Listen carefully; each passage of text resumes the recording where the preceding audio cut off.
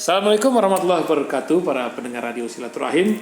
Hukum sebagai panglima di sebuah negeri, tapi sebuah permainan hukum dari seorang yang memperjuangkan hukum di bumi pertiwi ini mengalami sesuatu yang luar biasa. Kita tanya langsung kepada Novel Baswedan, bagaimana komentar terhadap tuntutan jaksa kemarin atas proses hukum yang berlangsung, yang sebagian orang mengatakan sebuah sandiwara yang luar biasa. Bagaimana Pak Novel akibat perjalanan proses hukum dan keadilan yang sedang diperjuangkan buat antum sendiri? Ya, terima kasih. Assalamualaikum warahmatullahi wabarakatuh. Memang begini, apa yang terjadi sekarang ini kan sejak awal sudah saya prediksi bahwa akan terjadinya seperti ini. Karena memang ini melibatkan orang-orang yang punya kekuatan, punya kekuasaan, gitu. Dan dari dulu namanya perjuangan untuk menegakkan kebenaran tantangannya banyak.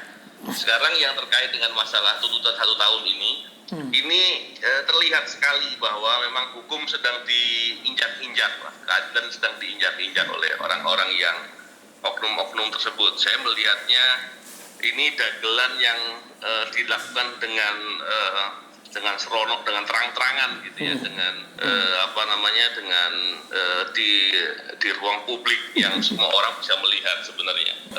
Sejak awal dengan diserang ini saya tidak terus menaruh masalah ini dalam hati, karena saya tahu ini akan dipermainkan.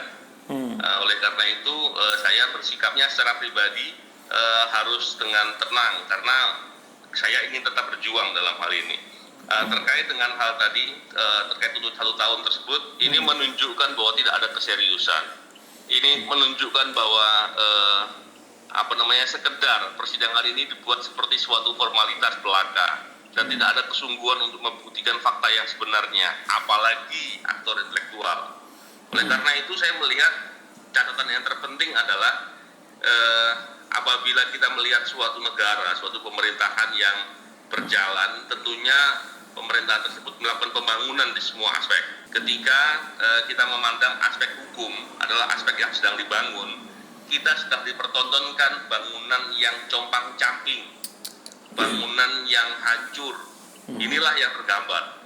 Saya juga sering membaca bagaimana atau melihat berita-berita bagaimana masyarakat yang lain, masyarakat awam menjadi korban dari permainan atau peradilan-peradilan yang tidak semestinya. Dan sekarang saya merasakan hal itu secara pribadi. Yang lebih parahnya adalah saya sehari-hari bertugas untuk memberantas mafia hukum dengan undang-undang tindak pidana korupsi.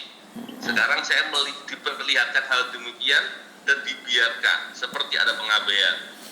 Ini yang luar biasa sekali. Tapi poin penting adalah kita sebagai masyarakat tentunya tidak boleh diam. Karena pada saatnya nanti bisa jadi hal serupa akan terjadi kepada diri kita. Karena hukum yang compang-camping dan porak-poranda ini. Oleh karena itu ini kesempatan kita, karena kita melihat bangunan tersebut dipertontonkan dengan terang, dan upaya kita yang bisa kita lakukan adalah melakukan protes dan mengkritisi dengan serius dan sungguh-sungguh. Karena bangunan itu adalah bangunan kita harusnya, tapi dibangun dengan asal-asalan, dengan ugal-ugalan, dan ini nampak sekali bangunan hukum kita sangat porak-poranda. Ya. Kurang lebih gitu, Pak. Ya. Terima kasih Pak Novel. Menyangkut masa depan hukum Indonesia di tengah keadaan sekarang, mungkin apa bisa Pak Novel yang terjun langsung dalam bidang keadilan hukum ini bisa melihat, dulu KPK pernah bilang kita akan melihat korupsi 40 tahun lagi akan hilang dari bumi ini pada periode yang lalu. Kalau keadaan kayak begini, apa yang Pak Novel bisa analisa negeri tercinta ini? Iya.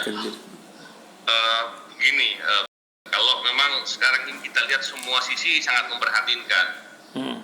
Kita lihat saja dari sisi KPK-nya. KPK yang seharusnya menjadi lembaga yang penjuru untuk memberantas korupsi, justru undang-undangnya dilemahkan. Lembaganya dikerjai dan kemudian upaya memberantas korupsi malah dihadang dengan terang-terangan.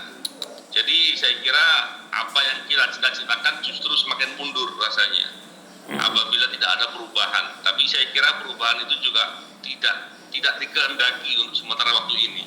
Jadi saya kira hal ini menjadi hal penting.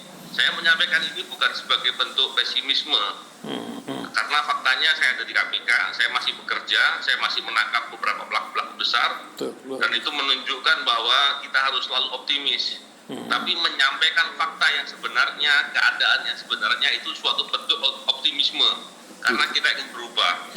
Sedangkan kalau kita melihat suatu negara yang besar, suatu negara yang maju, itu haruslah hukumnya tegak, haruslah keadilan itu menjadi hal yang lumrah. Tetapi apabila suatu keadilan itu menjadi hal yang sulit, penegakan hukum atau mendapatkan kebenaran di peradilan itu menjadi hal yang mahal atau langka, maka kita bisa melihat pada dasarnya negara itu sedang menuju kehancuran. Itu yang kita khawatirkan. Insyaallah Allah melindungi negeri kita. Dan terakhir Pak Novel, keadaan mata antum terhadap korban dari kejadian yang luar biasa itu bagaimana sekarang? Banyak orang bertanya, bagaimana Pak Novel?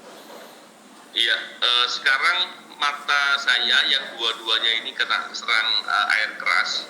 Akibatnya adalah sebelah kiri buta permanen, jadi tidak bisa melihat sama sekali. Dan dokter sudah tidak mengatakan tidak bisa dilakukan pengobatan lebih lanjut untuk yang sebelah kiri.